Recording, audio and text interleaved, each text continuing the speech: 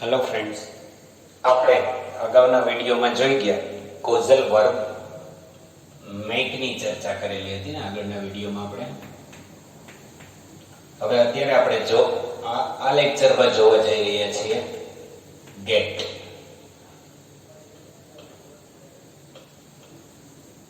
Causal verb make ક્યારે વપરાતું હતું તમને બધાને ખબર જ છે. તમે કહેશો કે સર કોઈ ક્રિયા દબાણથી આગ્રહપૂર્વક કરાવવામાં આવેલી છે એવું બતાવવા માટે કોઝલ વર્બ મેકનો ઉપયોગ થતો હતો. અહીંયા આપણે ચર્ચા કરવાની છે કોઝલ વર્બ ગેટ. તો ગેટ, કોઝલ વર્બ ગેટ કોઈ ક્રિયા તમે વિનંતીથી કરાવી છે, વિનંતીથી કોઈ ક્રિયા કરાવવામાં આવેલી છે એવું દર્શાવવા માટે કોઝલ વર્બ ગેટનો ઉપયોગ થાય. આપણે અગાઉના વિડીયોમાં જોયું કે કોઝલ વર્બ મેક છે મોસ્ટલી એક્ટિવ વાક્ય રચનામાં વપરાતું હતું. અહીંયા તમારે એક્ટિવ અને પેસિવ બંને વાક્ય રચનામાં કોઝલ વર્બ ગેટનો ઉપયોગ થશે. બરાબર, એ જ સેમ પેટર્ન છે, સેમ પરિસ્થિતિ છે. એ જ રીતના પ્રેરક કર્તા અને મુખ્ય કર્તા બંને આવે છે. માત્ર તમારે એક્ટિવ વાક્ય રચના છે કે પેસિવ વાક્ય રચના એ ઓળખી અને એની સેન્ટેન્સ પેટર્ન, એ જે વાક્ય રચના છે એ પ્રમાણે તમારે ક્રિયા કરવાની છે. તો પહેલા આપણે એની વાક્ય રચના સમજી લઈએ. તો પહેલા પ્રેરક કર્તા. પ્રેરક કર્તા કોને કહીશું આપણે મેકમાં જોઈ ગયા કે જે કર્તા પ્રેરણા આપે, ક્રિયા કરાવનાર છે એ પ્રેરક કર્તા છે. ક્રિયા કરનાર છે એ મુખ્ય કર્તા છે. આપણે અગાઉના લેક્ચરમાં જોઈ ગયા કે મેક કાર્ડ મુજબ આવતું હતું, એમાં અહીંયા ગેટ છે એ તમે કાર્ડ મુજબ મૂકવાનું. પ્રેરક કરતા પછી શું આવશે? ગેટ કાર્ડ મુજબ. પછી મુખ્ય કરતા, પછી મેકમાં પણ ક્રિયાપદનું મૂળ રૂપ જ આવતું હતું, પણ અહીંયા વધારાનું શું આવશે? ટુ, પછી ક્રિયાપદનું મૂળ રૂપ. એક્ટિવ વાક્ય રચનામાં ટુ પછી ક્રિયાપદનું મૂળ રૂપ, પછી કર્મ અને ઓળખ દર્શક શબ્દ. આ રીતના તમે ચર્ચા કરી શકશો. પ્રેરક કર્તા, ગેટ, મુખ્ય કર્તા, પછી ટુ, પછી ક્રિયાપદનું મૂળ રૂપ, પછી કર્મ, ઓળખ દર્શક શબ્દ, વધારાના કોઈ શબ્દો જે પણ હોય. બરોબર, એ રીતના અહીંયા મેં તમને બે પાર્ટ પાડી દીધા છે. આ એક એક્ટિવ ના સેન્ટેન્સ છે, આ છે પેસિવ ના છે. બધા જ ગેટ ના છે. અહીંયા એક સર્વન્ટ. તમે જો પહેલું કે લાસ્ટ વીક છે, મતલબ કે કયો કાર્ડ છે? ભૂતકાળ. જો મેક હોત તો આપણે અહીંયા શું મૂકે? મેડ. પણ ગેટ છે તો શું આવશે? ગોટ. પ્રેરક કરતા ગેટનું કાર્ડ મુજબ, મુખ્ય કરતા મેં મારા સર્વન્ટને પ્રેમથી, વિનંતીથી કીધું કે મારી સાયકલ છે જ્યારે રિપેર કરાવી આવી તેને, બરોબર છે, એના માટે. તો ટુ અને પછી ક્રિયાપદનું મૂળ રૂપ.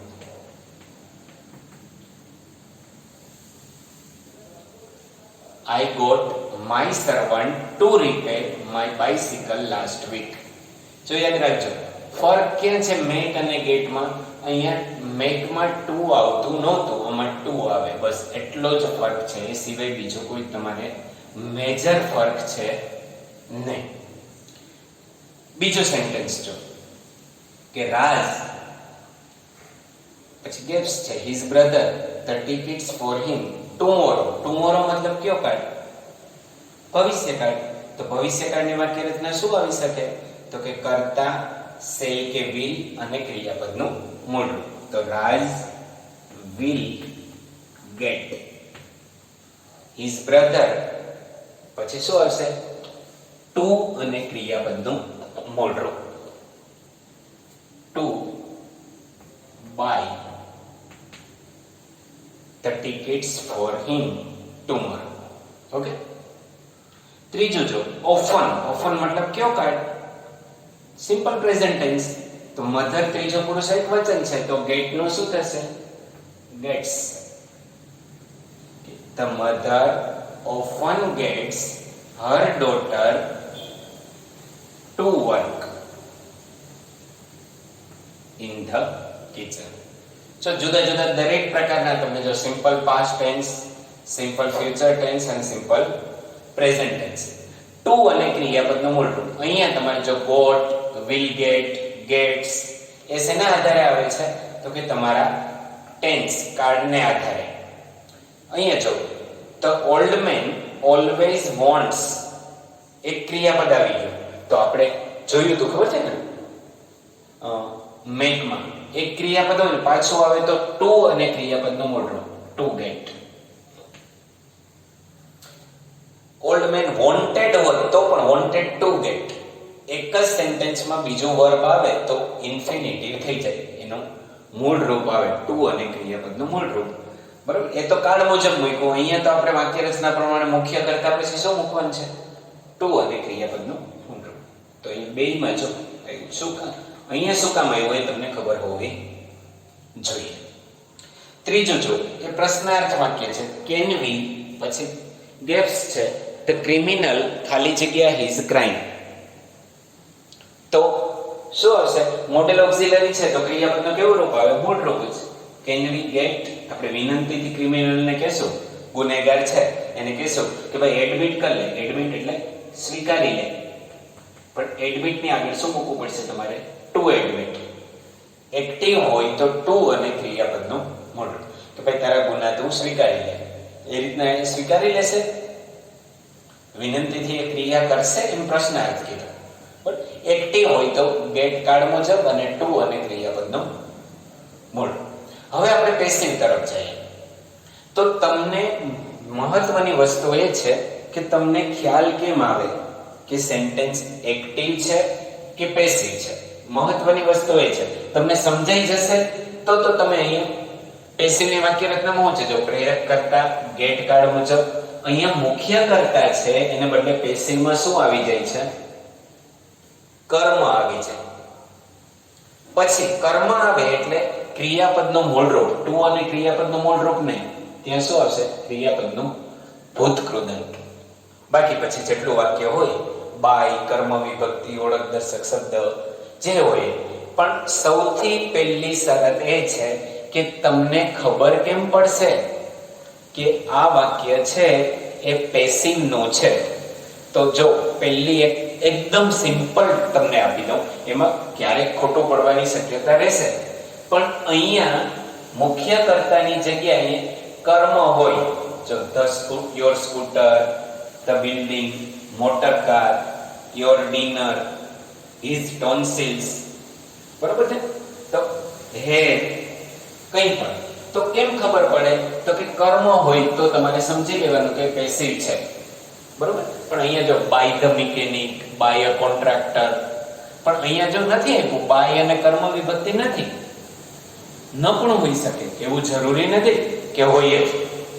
ન પણ હોઈ શકે તો શું કરવાનું? તો કે કર્મ છે એ મોટે ભાગે કર્મ કેવું હોય? જો હોય જ એમ હું નથી બોલતો, મોટે ભાગે કર્મ નિર્જીવ વસ્તુ હોય. કર્મને અંગ્રેજીમાં તમે કહો તો ઓબ્જેક્ટ એવો શબ્દ છે. તો અહીંયા નિર્જીવ વસ્તુ હોય ને તો કંઈ પણ વિચાર્યા વગરનું સમજી જ લેવાનું કે એ વાક્ય પેસિવ છે. કોઈ પણ વિચાર કરવાનો નથી. બરાબર છે? મુખ્ય કર્તાની જગ્યાએ જો કોઈ નિર્જીવ વસ્તુનું નામ હોય, કોઈ વસ્તુનું નામ હોય તો સમજી લેવાનું કે એ વાક્ય કેવું છે? પેસિવ જ છે. તો તમારે પેસિવની રીતે બનાવવાનું. બાકી તમે સેન્ટેન્સ વાંચીને પણ તમને ખબર પડી જાય. માની લો કે કોઈ નાનું બાળક હોય કે you must get your child, બરાબર, ઈટ અથવા ડ્રિંક મિલ્ક. બરાબર છે? તો તમારા બાળકને તમે પીવડાવ્યું છે, તમારા દ્વારા ક્રિયા થઈ છે, તો પેસિવ છે. બાળક પોતાની રીતે નથી પીતું, તો એ નિર્જીવ નથી, છતાં પણ કર્મ છે. તો એ તમે વાક્ય વાંચીને તમને ખબર પડી જાય. પણ મોટે ભાગે તમને જો સમજવું હોય તો અહીંયા ઓબ્જેક્ટ હોય, કોઈ વસ્તુ હોય, એ કોઈ પણ વસ્તુ હોય એટલે શ્યોર એ સેન્ટેન્સ કેવું હોય? પેસિવ જ હોય. હવે તમે ટેન્સ મુજબ અહીંયા જોઈ લો એટલે તમને ખ્યાલ આવી જશે આ પેસિવ છે. કેમ ખબર પડી? જો અહીંયા માય સર્વન્ટ એને બદલે અહીંયા શું આવ્યું? સ્કૂટર. અહીંયા બ્રધર એને બદલે શું થઈ ગયું? બિલ્ડિંગ. અહીંયા મોટર કાર, અહીંયા ડિનર. ટોન્સિલ્સ, ટોન્સિલ્સ એટલે તમારા ગળાના જે કાકડા હોય ને એને ટોન્સિલ્સ કહેવાય. તો તો તમે સમજો કે કેવી રીતના માય હેડ બધી વસ્તુનું નામ છે, નિર્જીવ વસ્તુનું, એટલે એ વાક્ય પેસિવ થયા. પેસિવ હોય તો કઈ નહીં, યુ મસ્ટ મોડલ ઓક્સિલરી છે એટલે ક્રિયાપદનું મૂળ રૂપ જ આવશે. અહીંયા શું આવશે? ગેટ. અહીંયા મુખ્ય કર્તાને બદલે શું છે? કર્મ છે એટલે પેસિવ થયું. તો ક્રિયાપદનું ભૂતકૃદંત, તો રિપેરનું ભૂતકૃદંત શું થઈ જાય? તો કે રિપેર. એક્ટિવમાં શું આવતું હતું? ટુ અને ક્રિયાપદનું મૂળ રૂપ. અહીંયા શું થઈ ગયું? ક્રિયાપદનું ભૂતકૃદંત. એટલો જ ફરક છે, બાકી કઈ નહીં. પણ તમારે સમજવું પડે કે સેન્ટેન્સ એક્ટિવ છે કે પેસિવ છે, એ સમજવાની જવાબદારી તમારી રહી. બીજો સેન્ટેન્સ જો, અ ડોક્ટર વિલ ખાલી જગ્યા the building by a contractor. કયો ટેન્સ છે? એમાં તો એવો કોઈ યસ્ટરડે કે ટુમોરો કે એવરી ડે, ઓફન એવા કોઈ શબ્દ નથી. તો કેમ તમને ખબર પડે? તો કે સેલ કે વિલ છે એ બતાવે છે કે ભવિષ્યકાળ છે. તો ડોક્ટર વિલ શું થશે? Get. A doctor will get the building construct. એનું ભૂતકૃદંત શું થઈ જાય? Constructed. A doctor will get the building constructed by a contractor. કોના દ્વારા બિલ્ડિંગ બનાવશે? તો કે કોન્ટ્રાક્ટર દ્વારા, ડોક્ટરે. એ રીતના ડ્રાઈવર, જો અહીંયા તમે એમ કહો કે સર અહીંયા તો ગેટ આપ્યો જ નથી, ખાલી એક જ ક્રિયાપદ આપેલું છે, ગેટ એક જ આપેલું છે, તો કેમ ખબર પડશે? તો જો અહીંયા ગેટનું ઓલું ગેટ નથી આપેલું, ખાલી ચેક જ આપેલું છે, તો અહીંયા ગેટની જગ્યાએ મૂકી દીધેલો એટલે એક જ ગેટ્સ આપેલી છે. તો the driver got the motor car, ચેકનું ભૂતકૃદંત checked. Okay, એટલે એરર કરેક્શનમાં તમારે આનો ઉપયોગ કરવાનો થશે, ભૂલ સુધારવામાં. એ યાદ રાખજો. હવે અહીંયા પ્રશ્નાર્થ વાક્ય છે, whom did you ખાલી જગ્યા your dinner ખાલી જગ્યા. તો did આવી ગયું તો ક્રિયાપદનું મૂળ રૂપ. by whom did you get? શું કામ? તો કે did આવી ગયું, ભલે ભૂતકાળનું વાક્ય છે પણ did આવી ગયું એટલે ક્રિયાપદનું મૂળ રૂપ. whom did you get your dinner? prepared નો શું થશે? તો કે prepared. અને પ્રશ્ન છે. ઓકે, આ રીતે એટલે સમજવાનું છે કે કયા પ્રકારનું વાક્ય છે એ પ્રમાણે ગેટ મૂકજો. એક્ટિવ હોય તો ટુ અને ક્રિયાપદનું મૂળ રૂપ, પેસિવ હોય તો ક્રિયાપદનું ભૂતકૃદંત. એક્ટિવ હોય તો મુખ્ય કર્તા હશે જે ક્રિયાનો કરનાર છે, પેસિવ હશે તો ત્યાં કર્મ હશે. તમારે એ સમજવાનું રહેશે. પાંચમું જો, વેર ડીડ યોર બ્રધર, કે તમારો ભાઈ. બરોબર, ડીડ આવી ગયું તો ક્રિયાપદનું કેવું રૂપ? મૂળ રૂપ. ગેટ હિઝ ટોન્સિલ્સ રિમૂવ, એનું ભૂતકૃદંત થઈ જાય રિમૂવ. ઓકે, આ રીતે તમારે સમજવાનું છે કે કેવી રીતના કયા ટેન્સનું કાળનું સેન્ટેન્સ છે બસે છે. અહીંયા જો, આઈ ગોટ માય હેડ, કટનું ભૂતકૃદંત શું થશે? કટ જ રહે, મૂળ રૂપ પણ કટ થાય. ને પણ એક્ટિવ હોત તો આપણે શું મૂકે? ટુ કટ મૂકે. પેસિવ છે એટલે ક્રિયાપદનું ભૂતકૃદંત, કટનું ભૂતકૃદંત પણ કટ જ છે. એ રીતે એટલે એક્ટિવ અને પેસિવ તમારે આ રીતના એને સેપરેટ, પહેલું જ તમારે સેન્ટેન્સ આવે તમારે જોવાનું, તમારે વિચારવાનું કે એક્ટિવ છે. જો આ ચર્ચા આપણે મેકમાં નથી કરી. શું કામ? તો કે એમાં પેસિવની પેટર્ન આવતી નથી, એમાં ક્રિયાપદનું મૂળ રૂપ જ મૂકવાનું આવે. મેક કાર્ડ મુજબ મૂકી દો, પછી ક્રિયાપદનું મૂળ રૂપ જ મૂકવાનું આવે. અહીંયા તમારે એક્ટિવ હોય તો ટુ અને ક્રિયાપદનું મૂળ રૂપ, પેસિવ હોય તો ક્રિયાપદનું ભૂતકૃદંત. એટલે તમારે અહીંયા પાઠ પાડવા પડશે કે સેન્ટેન્સ એક્ટિવ છે કે પેસિવ છે. તો એક્ટિવ કેવી રીતના ઓળખાઈ જાય? તો કે અહીંયા કરતા હોય, કોઈ નામ હોય, મહેશ, નરેશ, આઈ, વી, યુ, તો એ એક્ટિવ વાક્ય થયું. એક સિમ્પલ તમને સમજ આપું, અહીંયા કોઈ વસ્તુનું નામ હોય તો એ પેસિવ થયું. એ યાદ રાખી લેવાનું. તમારે એ યાદ નથી રાખવાનું બાય ધ મિકેનિક ને બાય ધ કોન્ટ્રાક્ટર ને, જો આમાં નથી કોઈ, છતાં પણ કેમ એ પેસિવ થયું? તમારે સમજવાનું એ છે કે અહીંયા વસ્તુનું નામ છે તો પેસિવ, કોઈ જીવિત વ્યક્તિ કે કઈ નામ કે સર્વનામ છે તો એ વાક્ય થયું એક્ટિવ. હું માનું ત્યાં સુધી તમને સમજાઈ ગયું હશે. એની પ્રેક્ટિસ આપણે કરશું એટલે તમને વધારે આઈડિયા મળશે. તો અહીંયા આપણે બે કોઝલ વર્બ બીજું શીખી ગયા. પહેલું મેક ક્લિયર થયું, પછી બીજું હવે આપણે ગેટ. અને નેક્સ્ટ વિડીયોમાં આપણે જોઈશું હેવ. તો મેક કોઈ ક્રિયા દબાણથી ફોર્સથી કરાવવામાં આવે એના માટે, ગેટ કોઈ ક્રિયા વિનંતીથી કરાવવામાં આવે એના માટે. દબાણ અને વિનંતી બંને આવી ગયું તો હેવ શેના માટે રહેશે? હેવ શેના માટે વપરાય? કા વિનંતીથી હોય ને કા દબાણથી હોય, તો બંને ક્રિયા તો આવી ગઈ. તો હેવ શેના માટે વપરાય એની ચર્ચા આપણે નેક્સ્ટ વિડીયોમાં કરશું. જોજો, રિપીટ કરજો, સમજજો.